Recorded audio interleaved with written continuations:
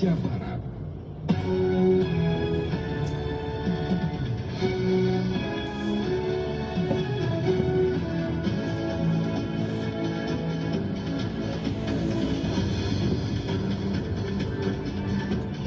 Selamat pagi pendengar, dari lantai 7 Medan Merdeka Barat 4 dan 5 Jakarta. Inilah Radio Republik Indonesia dengan Warta Berita.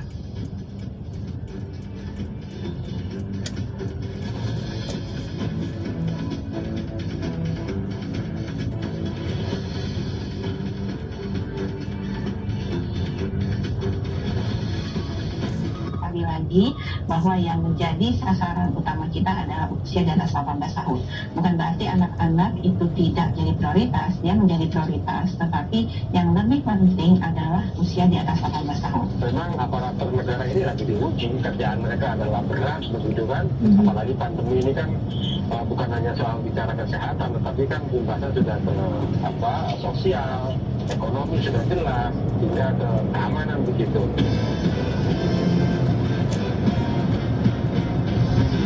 Sari berita pagi hari ini, anak-anak hanya boleh menerima vaksin Sinovac sesuai dengan rekomendasi Badan Pengawas Obat dan Makanan atau BPOM.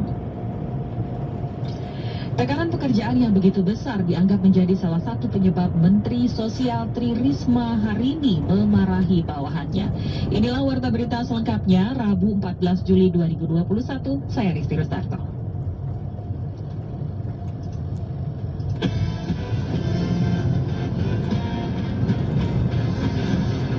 Mengawali warta berita pagi hari ini, kami sampaikan sekilas berita utama.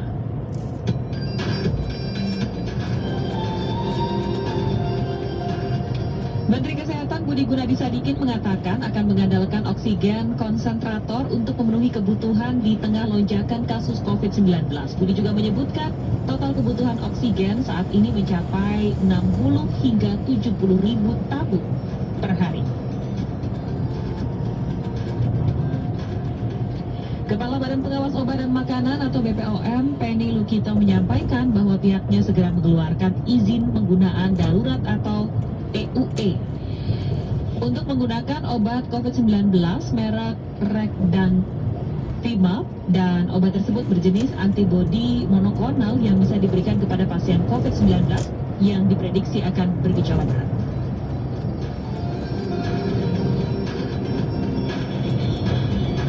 Dari mancanegara, Vietnam akan menawarkan warganya untuk menerima 2 dosis vaksin COVID-19 berbeda merek, yaitu Pfizer dan AstraZeneca. Meski Organisasi Kesehatan Dunia atau WHO memperingatkan belum ada data sahih soal efektivitas dari metode tersebut.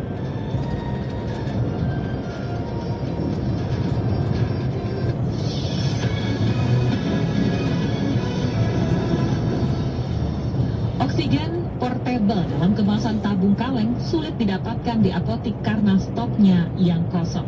Namun oksigen untuk rumah sakit dan klinik di Palangkaraya masih aman. Bagaimana informasi selengkapnya, kita jumpai Septina Trisnawati.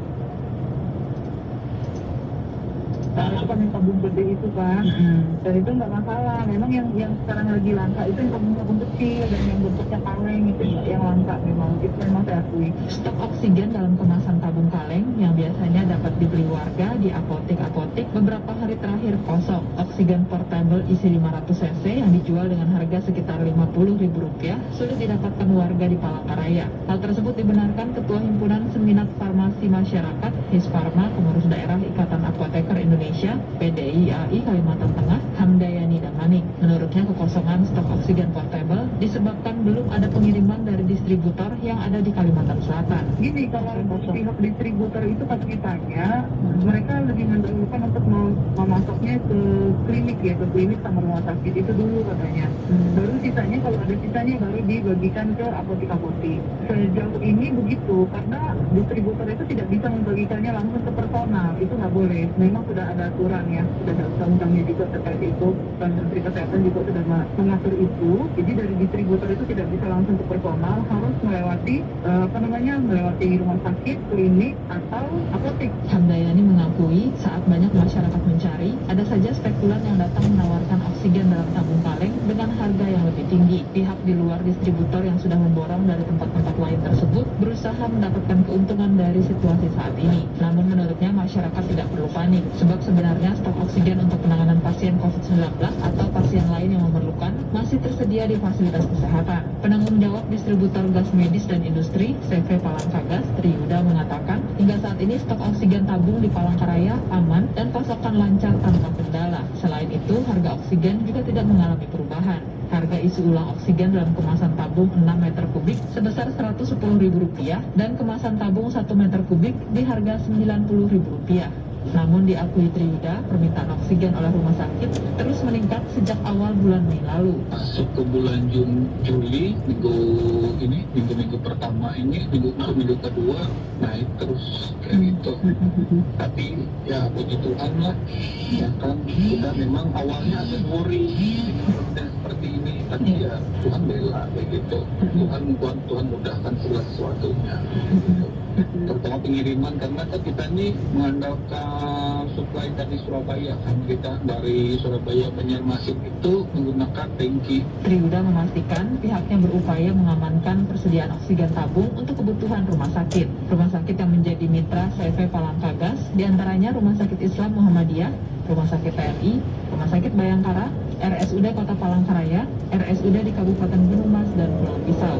Triyuda juga berharap masyarakat tidak perlu panik berlebihan dengan membeli oksigen tabung hanya dengan alasan berjaga-jaga. Menurutnya di situasi pandemi COVID-19 saat ini, sebaiknya masyarakat mulai memperhatikan kepentingan bersama karena masih ada orang-orang yang lebih memerlukan. Septina Trisnawati melaporkan.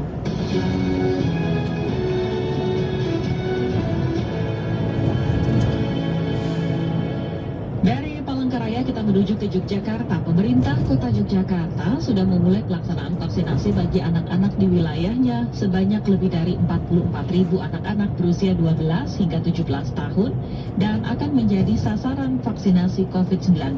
Laporan selengkapnya disampaikan oleh Dian Parwanto.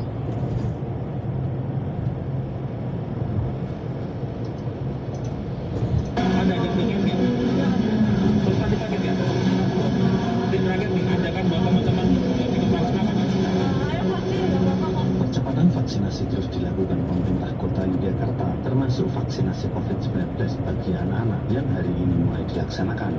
Menyasar sekitar 250 anak-anak usia 12 hingga 18 tahun. Vaksinasi bagi anak pertama di Jogja digelar secara massal di Kebun Binatang Gembira Lokazu. Ketua Harian Satgas Penanganan COVID-19 Kota Yogyakarta, Heru Purwati mengatakan, pelaksanaan vaksinasi COVID-19 bagi anak di wilayahnya akan menyasar 44.999 pelajar. Sedangkan pada hari pertama vaksinasi bagi anak yang digelar secara massal bertepatan dengan Hari Bakti Adiaksa ke-61 hingga hari Kamis mendatang, menyasar sekitar 250 pelajar di Kota Yogyakarta dengan syarat utama mendapatkan izin dari orang tua dan melakukan pendaftaran melalui aplikasi Jogja Smart Service milik pemerintah Kota Yogyakarta. Hari ini kita mulai dengan sistem aplikasi yang baru, kami Jogja Smart Service, yang serta anak-anak pelajar dari SD, karena ada yang kelas 6 itu umurnya udah 12 tahun tadi ada, kemudian yang SMP baru masuk di 12 tahun sampai yang 18 tahun, jadi ada 250-an. Jadi ini memang kita sudah memulai untuk klaster pelajar. Harapan kami memang nanti kan ini akan kita teruskan tiap pasangan, dan nanti akan kita bedakan klaster pelajar, kita mau alokasikan sendiri untuk bisa memenuhi 44.999 dan kalau bisa ya hanya bisa kita. Wakil Wali Kota Yogyakarta itu menjelaskan, selain menyasar anak-anak di wilayahnya, juga akan menyasar pelajar dari luar Kota Yogyakarta yang bersekolah di wilayahnya. Yang penting kalau mau juga Smart Service, silahkan download juga Smart Service, nanti kemudian di sana minggu selanjutnya nanti akan kita alokasikan untuk teman-teman pelajar di sana. Nanti diarahkan sekolah. Jadi kalau pelajar nanti yang timur mungkin kita milih sekolah di mana, yang barat kita milih sekolah mana, yang selatan. Sementara itu salah satu pelajar SD Kota Yogyakarta, Donovan Nathaniel, mengaku tidak takut mengikuti vaksin dan diharapkan melalui vaksin dapat terhindar dari COVID-19. Takut atau enggak disuntik itu? Kenapa mau divaksin itu? Biar sudah terhindar dari COVID-19. Hal senada juga diungkapkan Pratita Ratnakanyaka, pelajar SMP Negeri 5 Yogyakarta. Menurutnya dengan mengikuti vaksinasi COVID diharapkan kondisi dapat segera berjalan normal seperti negara-negara lain. Kenapa Sarah ikut vaksin? Karena kalau saya semua rakyat Indonesia vaksin nanti COVID-nya jadi lebih kurang, terus nanti juga kita bisa hidup normal kayak yang di negara-negara lain. Ada rasa sakit nggak setelah vaksin? Nggak ada sih. Dari di sekolah ya, Pak? Sedangkan Kepala Dinas Kesehatan Kota Yogyakarta, Hema Rahmi Aryani, memastikan ketersediaan vaksinasi COVID-19 di wilayahnya aman. Tercatat masih ada sekitar 43.000 dosis dengan penyaluran setiap hari 2.000 dosis di 18 puskesmas maupun fasilitas kesehatan lainnya. Jumlah capaian penyaluran tersebut diungkapkan Hema belum termasuk dengan pemberian vaksinasi COVID-19 yang dilakukan secara massal. Dian Parwanto, RRI, melaporkan.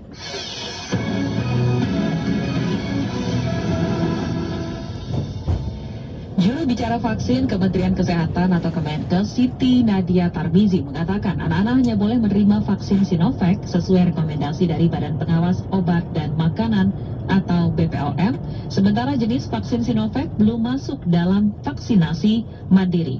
Informasi selengkapnya kita jumpai Rini Hairani.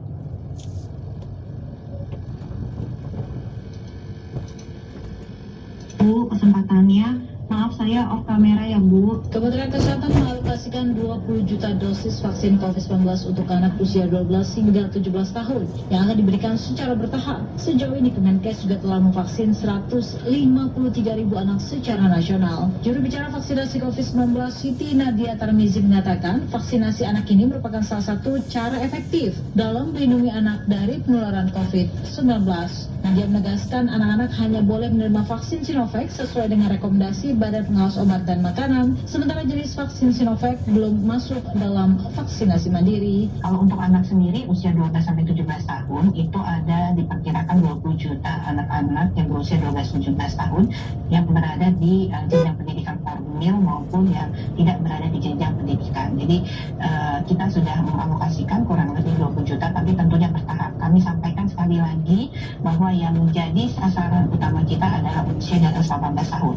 Bukan berarti anak-anak itu tidak menjadi prioritas, dia menjadi prioritas, tetapi yang lebih penting adalah usia di atas 18 tahun. Karena data yang mengatakan bahwa betul kematian, kesakitan pada anak-anak meningkat, tetapi karena masih banyak orang dewasa di sekitarnya belum divaksin. Sementara itu, Perhimpunan Pendidikan dan Guru atau P2G telah melakukan survei nasional terkait sikap orang tua terhadap vaksinasi anak dan juga pembelajaran tatap muka Juli 2021 kepada 9.287 responden. Hasil yang menunjukkan jika 63,3% orang tua setuju anaknya divaksinasi. Koordinator Nasional P2G Satriwan Salim mengatakan, hal ini menandakan orang tua sadar akan peran dan upaya mereka untuk memperoleh kesehatan dan keselamatan sehingga anaknya mendapatkan hak pendidikan. Perlu adanya sosialisasi dan edukasi manfaat vaksinasi terhadap vaksinasi anak terhadap orang tua, karena izinnya ada di orang tua gitu ya.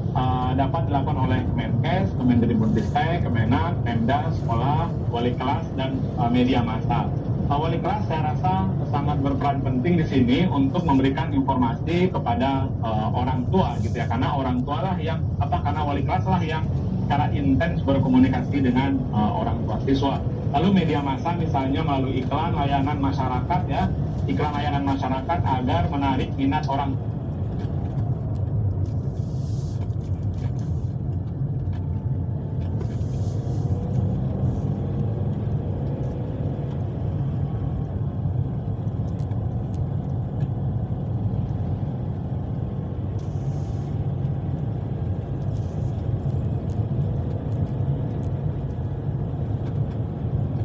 Mengikuti vaksinasi. Sementara itu 20% yang tak hadir menurut Neto dikarenakan sudah mengalami masalah kesehatan sehingga diharuskan pulang karena kondisi tubuhnya dinyatakan tidak sehat untuk menerima vaksin.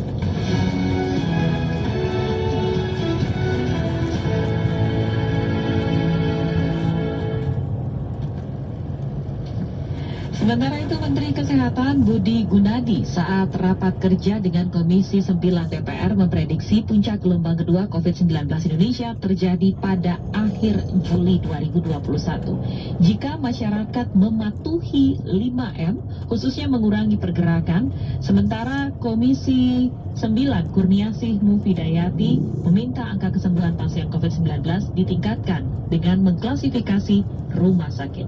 Informasi selengkapnya akan disampaikan oleh Rizky Supermana. DPS sebagai mitra kami, tolong kurangi gerakan. Penularannya kali ini cepat sekali. Komisi 9 DPR melakukan rapat kerja dengan Menkes Budi Gunadi Sadikin membahas penanganan pandemi COVID-19 selama masa PPKM darurat. Menkes menyebut tren peningkatan kasus COVID-19 selama PPKM darurat terus meningkat hingga tembus 47.000 penambahan kasus harian. Budi Gunadi memprediksi puncak gelombang kedua COVID-19 di Indonesia terjadi akhir Juli 2021 jika masyarakat patuhi 5M, khususnya mengurangi pergerakan.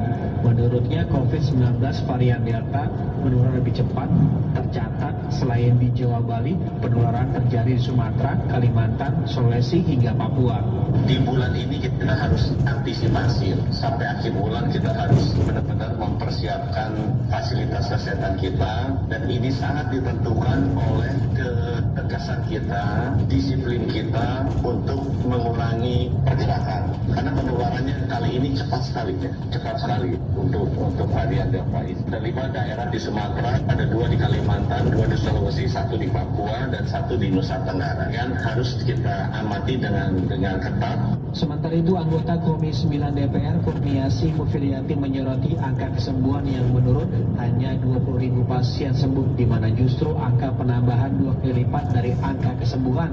Politisi dari fraksi PKS ini meminta angka kesembuhan pasien COVID-19 ditingkatkan dengan mengklasifikasikan rumah sakit. Mendorong peningkatan angka kesembuhan. Kalau memang kita dorong rumah sakit besar, rumah sakit vertikal untuk bisa fokus dalam penanganan. Mana mengklasifikasikan rumah sakit seperti rumah sakit vertikal yang besar. Komisi 9 juga meminta Menkes untuk memastikan ketersediaan obat COVID-19, oksigen hingga program vaksinasi COVID-19 yang harus dilakukan khususnya pada masa PPKM darurat. Dari Gedung DPR, Rizky Supermana, Pro 3 RRI.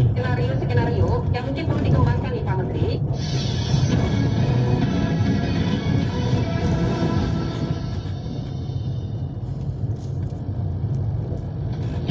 Terima kasih Anda masih menyimak Warta Berita Produksi Pusat Pemberitaan Programatika Radio Republik Indonesia.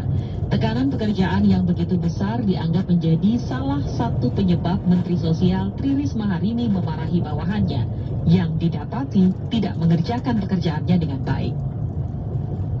Terlebih, Kementerian Sosial menjadi salah satu kementerian yang ikut menangani langsung dampak pandemi COVID-19 pada rakyat. Kita akan simak laporannya dalam sesi laporan khusus bersama Niar Abdul Litiloli.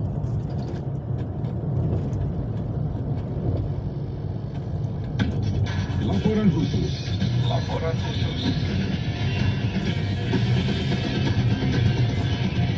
Laporan khusus. Ini Kementerian Sosial kok masih kotak-kotak kayak gitu? Tolonglah, rakyat susah sekarang ini. Menteri Sosial Tri Risma hari ini kembali menjadi pemberitaan usai kunjungan kerjanya di Kota Bandung kemarin. Risma terlihat sangat marah ketika mendapati kondisi dapur umum yang dibangun Kementerian Sosial di Balai Rehabilitasi Sosial Penyandang Disabilitas Sensorik Netra Wiyataguna, Kota Bandung tidak sesuai dengan yang diinginkan.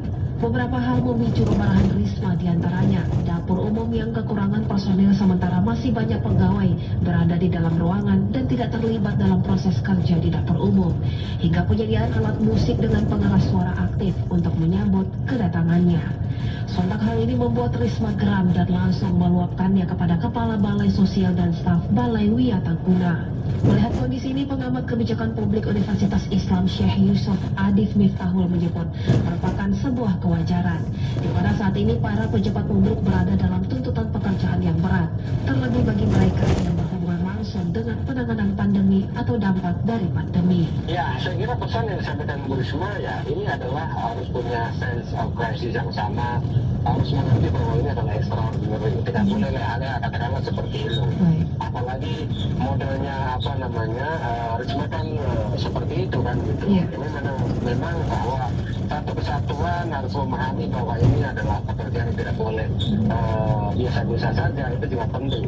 Pesan ini yang memang harus ditiru oleh pejabat yang lain juga, bahwa inilah saatnya aparatur negara memang ya bahu-membahu bahwa ini sesuatu yang tidak baik-baik saja. Saya kira pesannya dominan ke sana begitu, bahwa itulah yang harus dikerjakan gitu. Lebih lanjut, menurut Adib, kondisi pandemi yang masih berlangsung menjadi ajang menguji kompetensi para pejabat publik yang terlibat dalam penanganan pandemi. Tekanan pekerjaan di masa pandemi ini membuat pekerjaan harian yang dijalani tidak ubahnya seperti ujian bagi para pejabat. Saya sering mengatakan bahwa kalau mau mengukur kompetensi kualifikasi pejabat negara ya ketika saat pandemi, karena mereka dituntut punya kebijakan yang tegas, terukur, begitu kan, sistematis. Tetapi lagi pula bahwa ya ada sektor-sektor yang memang harus bekerja ekstra keras untuk mengatasi pandemi. Tetapi kan juga ada kementerian yang tidak terlalu keras bebannya begitu, yang tidak menangani pandemi. Saya kira ini kan yang harus dibikin bagaimana harmonisasinya baik ke depan. Bahwa memang ya ini sekali lagi saya katakan tadi bahwa memang aparatur negara ini lagi diuji, kerjaan mereka adalah berat begitu kan, apalagi pandemi ini kan bukan hanya soal bicara kesehatan, tetapi kan imbasnya sudah ke sosial, ekonomi sudah jelas, hingga ke keamanan begitu.